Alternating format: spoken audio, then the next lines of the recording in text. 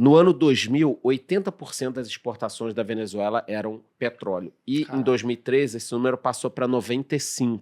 Agora, se eu não me engano, eu olhei, acho que estava na faixa de 98%.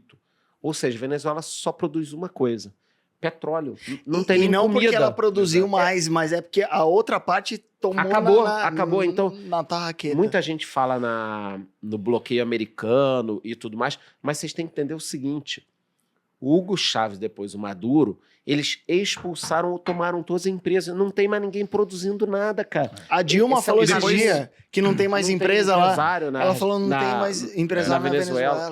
Pois é. E ela achou engraçado. Ela Porque achou eu acho ela engraçado. bem retardada. Mas fala aí, o que Não, você acha? então, e o Maduro, em 2012, quando ele entrou, substituindo o Hugo Chávez, ele entrou como presidente interino, né? O Hugo Chávez teve uma doença aí entrou o Maduro.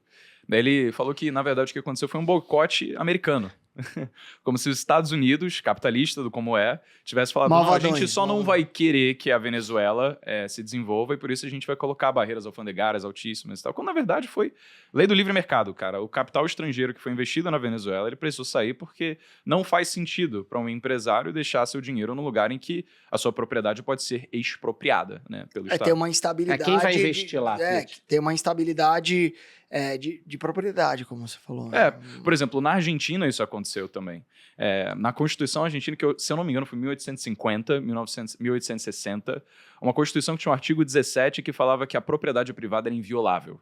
E aí, a Argentina se tornou um dos maiores países em desenvolvimento de indústrias no mundo.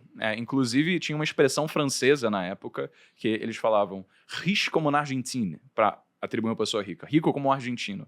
Ou seja, a Argentina, em 1896, ela chegou a ser o país com maior PIB per capita do mundo. Então, uma das maiores potências que pode acontecer.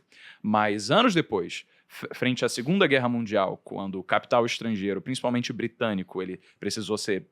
as relações comerciais com a Grã-Bretanha terminaram por conta da Segunda Guerra, o que aconteceu foi que a indústria ela precisou se nacionalizar e o Estado guiou isso, só que ele acabou alterando várias coisas na Constituição, incluindo aquele artigo 17, que dizia que a propriedade era inviolável. O que ele fez foi relativizar isso para, por exemplo, quando você tem mais de 3 propriedades, você deveria vender tudo para o Estado, alguma delas. Forçadamente? Forçadamente. Então, é basicamente uma forma... e se você não fizesse isso, o Estado ele iria te multar e iria pegar, basicamente, a propriedade mesmo assim. Pode arbitrar um preço, então vale tanto. Vale tanto. Ele se legitimizou para roubar, basicamente, a sua propriedade. Legal, isso rende um Reels. Então, o que aconteceu lá em começo 890, do século XX, 50% do capital investido na Argentina é estrangeiro.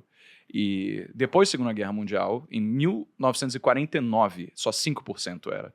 Então foi exatamente o mesmo processo. É isso que acontece quando você tem a inviolabilidade da propriedade privada e de repente você deixa de ter, né? O Estado, com medidas super bonitas de bem-estar social, elas acabam sendo muito atraentes para uma parte das pessoas, mas na prática elas sempre geram maus resultados. Para aí. Vou dar o João Kleber. Caralho, velho. Meteu o João Kleber mesmo. João Kleber, porque ele falou um negócio que eu gostei. Aqui, né? Não ele do é meu fato. Amigo, tudo que ele fala eu gostei. Sim, não do fato, né? Mas só eu queria que você continuasse de onde você parou. Eu só queria colocar um ponto importante, que é o seguinte. O Estado começa a dar e fazer benesses. E você entende que isso fica muito bom no início? Fica. Lembra que eu te falei que quando o Hugo Chávez entrou e o petróleo estava caro, e ele começou a fazer muitas bolsas. Ele vira um deus, né? Vira um deus. As pessoas não conseguem entender que é como se ele estivesse saqueando todo o cofre do país e dando, sem criar a riqueza futura. Então, quando um cara toma uma medida dessa de pegar todo o dinheiro do país e distribuir, ele está praticamente colocando em risco o futuro. Você acha que isso pode acontecer no Brasil? Porque é o grande tema que a galera quer saber, né? As pessoas já sabem, até quem fica fingindo, não, vocês não estão entendendo, a Venezuela não é assim, é uma democracia, o país está bem, a culpa é dos Estados Unidos. Eu acho que essa pessoa nem acredita no que ela está falando. Não tem como acreditar com 94% na pobreza. Sim, exato. Eu acho que é uma questão de taxa de crescimento do Estado, por exemplo. Se ao longo do tempo a gente tem um aumento do poder do Estado, simplesmente porque, né, a gente tem tido sequência de governos de esquerda, inevitavelmente, em algum momento, a propriedade ela vai deixar de ser sagrada, sabe? É como uma consequência natural disso. Uhum. Então, Você acha que vai acontecer em qualquer país governado muito tempo pela esquerda? pela esquerda. Vai acontecer. Vai, é inevitável.